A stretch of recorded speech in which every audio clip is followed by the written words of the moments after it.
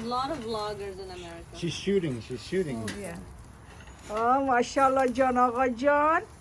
سایکو کی چقدر با ترتیب میچینه این هموطنای عزیز سایکو اون تو مابین خود فاصله داشته باشه سایکو آتیشتان خاکشتر شوه خاکشتران سایکو زغال خاکشتری شده سایکو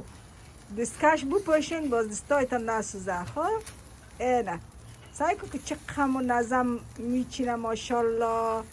سایکو اون رقمی بکنین اوه اه باز دیگه دفعه باز ما دستکش ها میار مال از یادم رفتیم روز خب سایکو که جان آقا ماشاءالله بسیار قابل است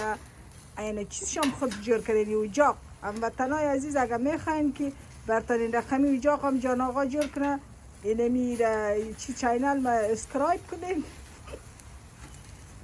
لایک کنین باز مسیج روان کنین که برتان نظمی دمیار شارک هستین برتان روان میکنه خب بسیار کباب مثل که افغانستان از پل محمود خان تیر میشین یا پل باغمومی اونمو تو پخته میکنه هوای شام بوی شام اونمو رقم این سایکو چقدر این منظم جور کرده جان آقا اولدین کرده چطور خوبش اینه گاز هم داره اگر میخواین در گاز یا زغالی در تو دفرن میشه ماشاءالله سایکو تو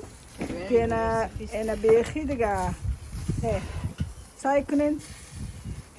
اونه سعی کنین خوب اینی طرفش پخته نشده خانما بچه ها بیادر خوارا سعی کن اونوسی پخته نشده اینی طرفش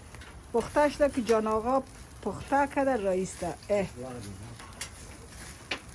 امروز دیگه یک شنبه است دیگه بسیار خوب روز است آب هوام خیلی خوب است